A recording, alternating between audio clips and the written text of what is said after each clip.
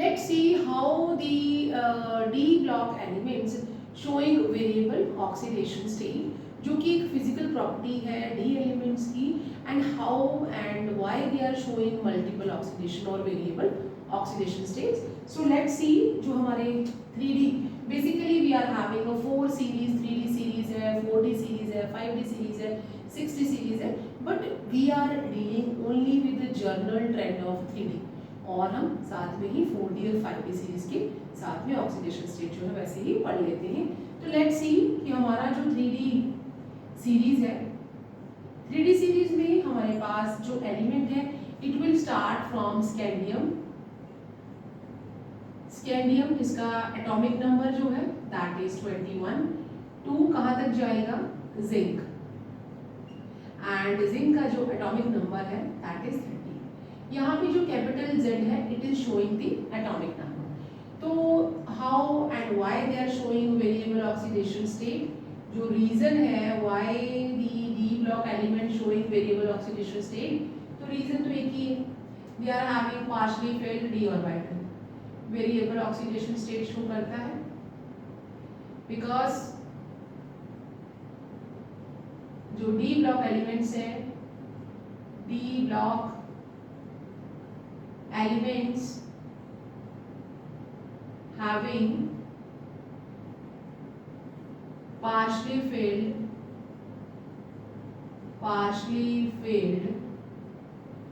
और हम इसे कह सकते हैं इनकम्प्लीट d ऑर्बिटल, ऐसा होता है।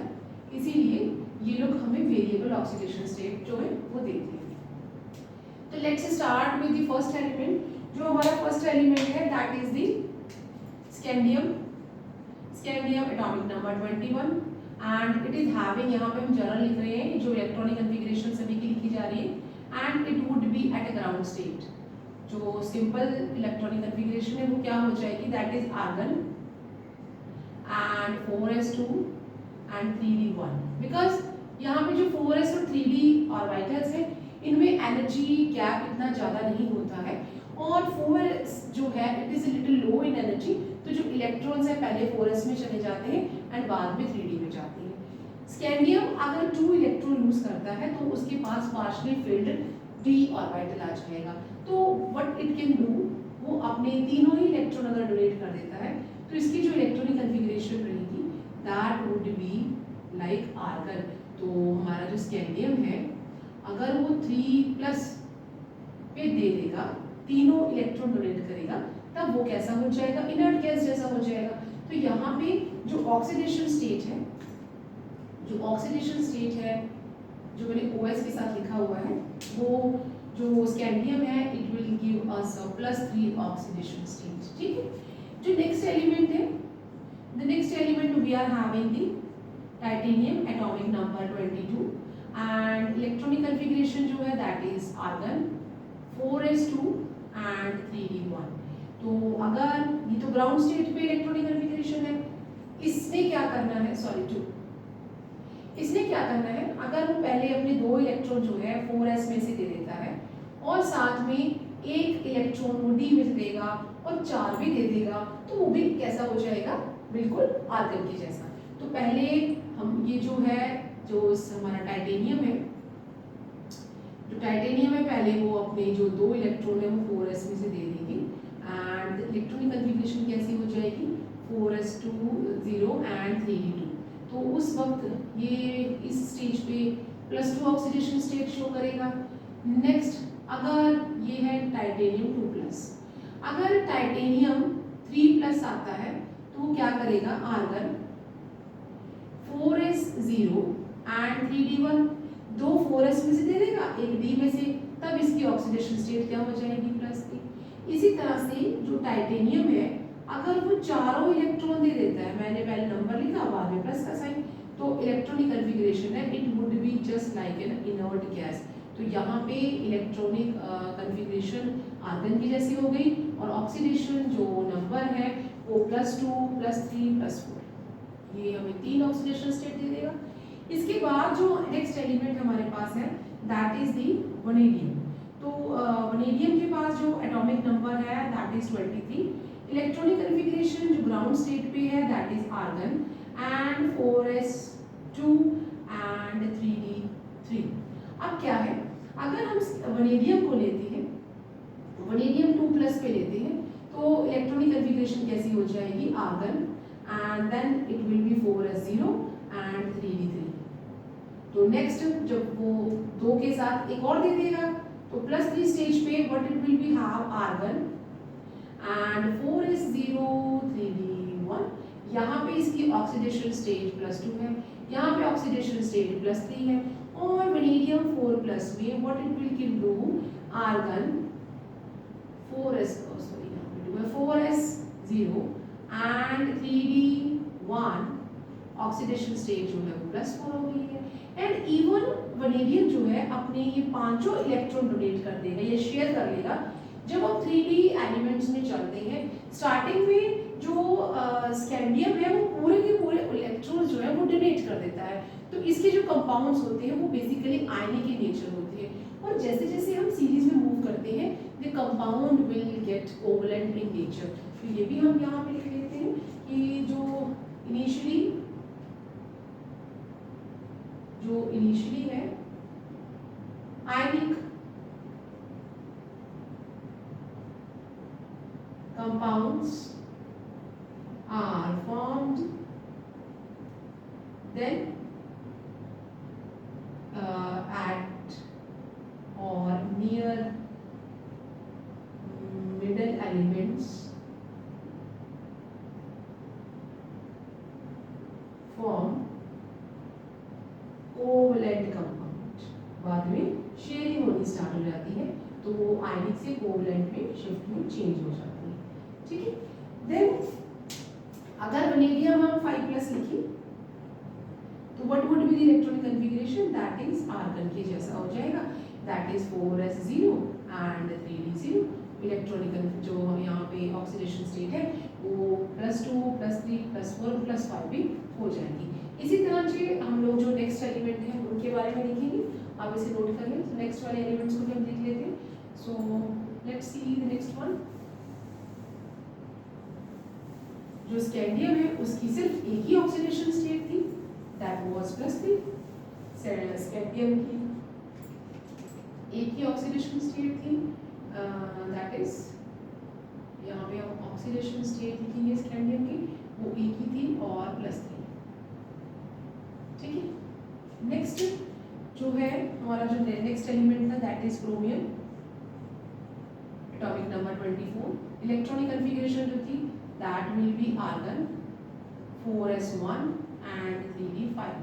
हम 4s2 और 3d4 लिखते तो हमारा जो 4s ऑर्बिटल है वो फुली फिल्ड हो जाता, और जो 3d था वो पार्शली फिल्ड होता, जो कि स्टेबल नहीं था।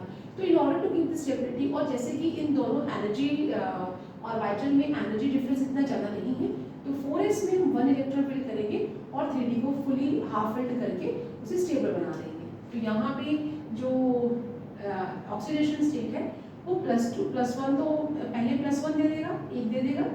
उसके बाद तो इस वक्त इलेक्ट्रॉनिक कन्फिगरेशन अगर ऑक्सीडेशन स्टेट इसकी +1 है, तो यहाँ पे जो क्रोमियम है, let me right other way round, अगर हम लोग ये तो इसकी जनरल इलेक्ट्रॉनिक कन्फिगरेशन है, तो हम क्रोमियम को इस तरह लिखेंगे। अगर हम क्रोमियम +1 लिख रहे हैं तो what would be the electronic configuration, argon and 4s0 and 3d5।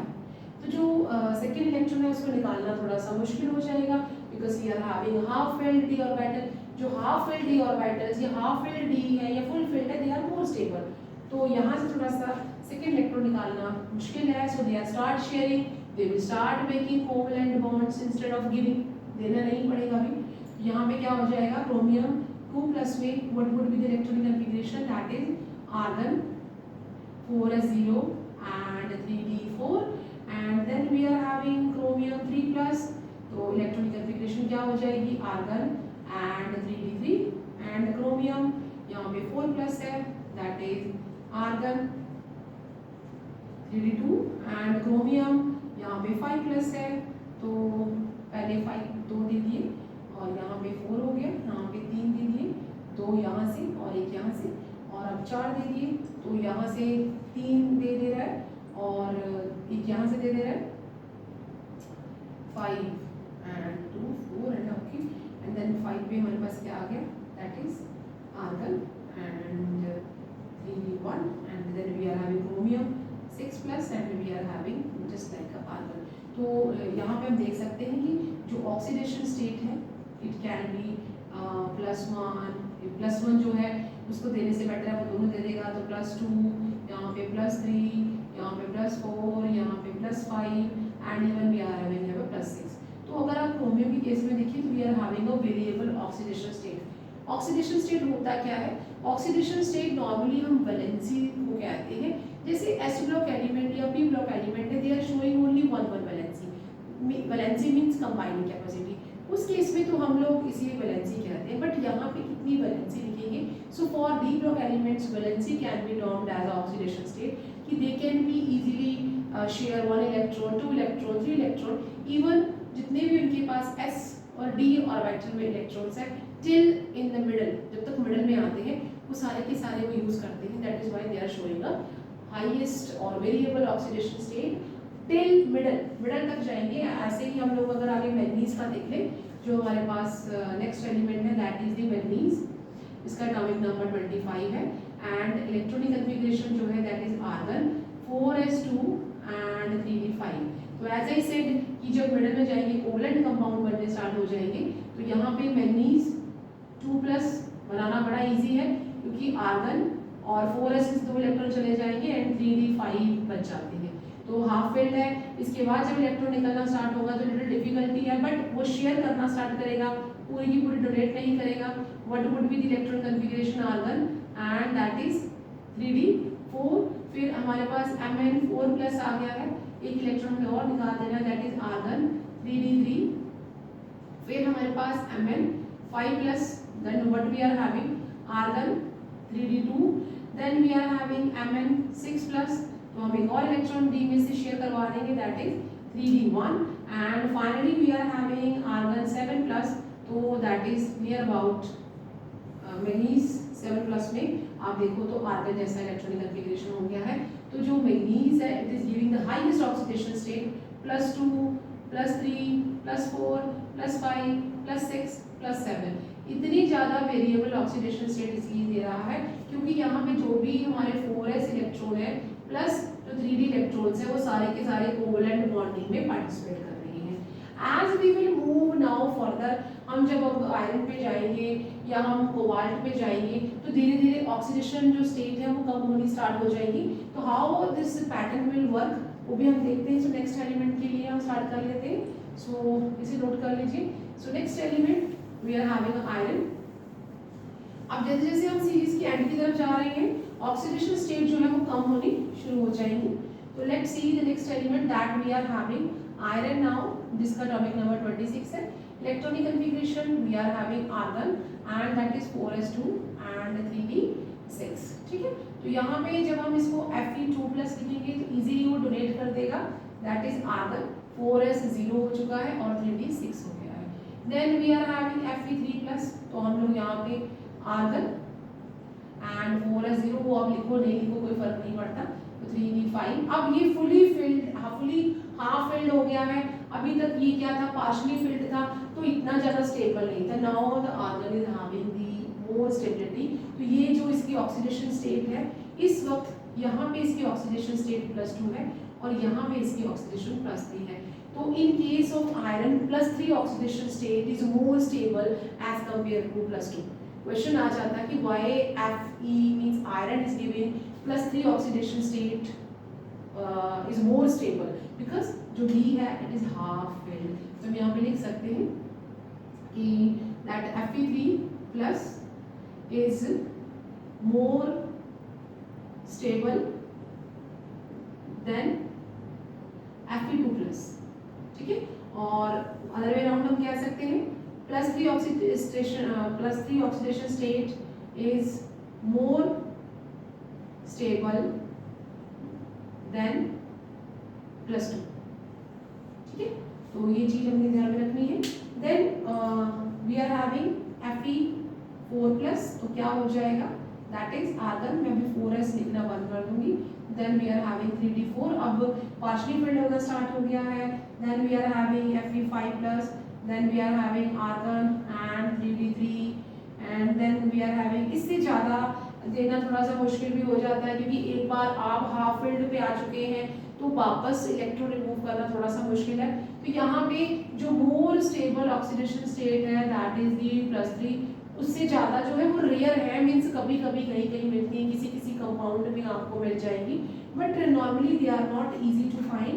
Fe6+ भी है, तो यहाँ पे आर्गन जो है वो 3d2 इतना, अब Fe हम 7+ ले लेते हैं, that is argon and 3d1 and Fe8+ भी ले लेंगे, that is argon and 3d0। मतलब लेकिन ये सारी जो है ये रेयर है, इसके नेक्स्ट जो एलिमेंट्स आएंगे they are not giving that, because वहाँ स्टेबिलिटी ज़्यादा आनी स्टार्ट है। आप एक बार पेयरिंग करना स्टार्ट कर देते हैं तो पेयरिंग करते वक्त अब आपको एक्स्ट्रा एनर्जी चाहिए to remove that pair. So after this we are having, इसके बाद जो हमारे पास एलिमेंट है दैट इज जो हमारा एलिमेंट दैट इज कोबाल्ट, जिसका एटॉमिक नंबर 27 है, और इलेक्ट्रॉनिक कन्फिगरेशन जो है वो आर्गन है, 4s2 है और 3d7 है। एक बार हमारा जो डी जनरेट है उसमें पेयरिंग होनी स्टार्ट हो गई है तो इट इज़ लिटिल डिफिकल्ट। ठीक है, हम यहाँ पे देख लेते हैं कि हमारे पास जो 5 इलेक्ट्रॉन हमने भरनी है इसमें, and now we are doing the pairing. यहाँ पे जो एक्सचेंज एनर्जी है उसके कारण अब हम, it is not easy to take out the electron, so जो कोबाल्ट है हम उसमें से 2 इलेक्ट्रॉन रिमूव कर देंगे, तो we are having electronic configuration argon and 4s0 हो गया है और 3d7। तो आप निकाल तो यूज तो कर सकते हैं कोवैलेंट बॉन्डिंग के लिए, you can have a 3 stage that is argon 4s0 and 3d6 and then we are having cobalt 4+ that is argon 4s0 and 3d5। अब हम इससे ज़्यादा नहीं निकालेंगे क्योंकि एक बार पेयर होना स्टार्ट हो गया था तो इससे ज़्यादा निकालना थोड़ा डिफिकल्ट हो जाता है। सिमिलरली अब हम निकल और कोबाल्ट, कॉपर का देख लेते हैं कोबाल्ट के बाद में, इसे भी आप नोट कर लें। तो अभी हम लोग निकल का और कॉपर का इलेक्ट्रॉनिक कन्फिगरेशन और ऑक्सीडेशन स्टेट देखते हैं कि how it will work. So let's see, हमारे पास अभी नेक्स्ट एलिमेंट जो है दैट इज दी निकल, इसका एटॉमिक नंबर 28 है एंड इलेक्ट्रॉनिक कन्फिगरेशन जो है that is argon and 4s2 and 3d8। तो यहाँ पे हम लोग इसको निकल 2+ पे ले आएंगे and we will have argon and 4s0 and 3d8।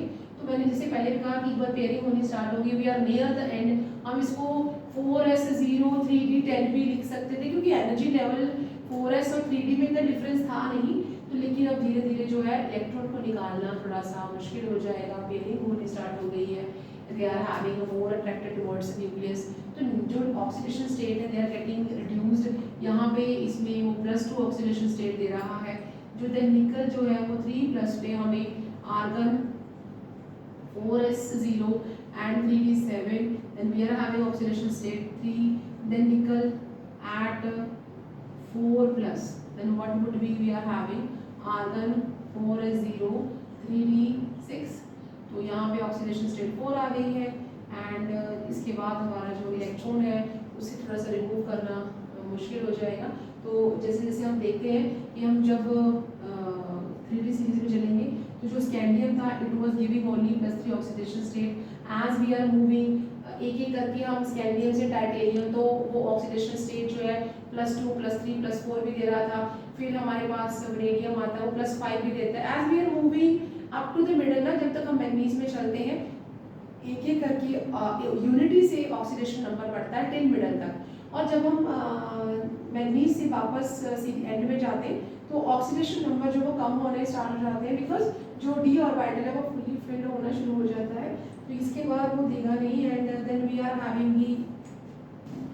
इसके बाद जो नेक्स्ट वाला है दैट हमारे पास कॉपर आ गया जिसका एटॉमिक नंबर 29 है, इलेक्ट्रॉनिक कन्फिगरेशन जो है वो आर्गन है and we are having 4s1 एंड ये एक्सेप्शन है यहाँ पे, और 3d10 भरने को हम 4s2 भी भर सकते थे, बट यहाँ पे लेट मी राइट क्लियरली ये 4s1 है और 3d10 है।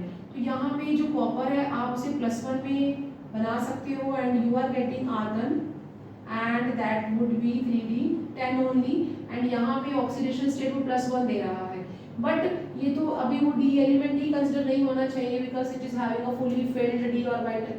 तो हम लोग एक और इलेक्ट्रॉन निकाल लेंगे to make it D element.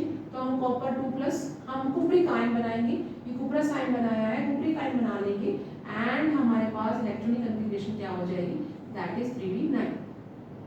अब ये डी ब्लॉक आयन है तो इससे ज़्यादा वो देगा नहीं। तो यहाँ पे जो कॉपर है उसकी +2 ऑक्सीडेशन स्टेट जो है वो ज़्यादा स्टेबल है because in +1 it is not consider as a D block ion, +2 में वो डी ब्लॉक आयन कंसिडर कर रहा है। तो ये हम देखो कि जैसे जैसे हम लोग वापस सीरीज में as we are moving in 3D series scandium to zinc oxidation state जो है वो +3 से स्टार्ट हुआ था और +2 पे एंड हो जाएगा, ठीक है।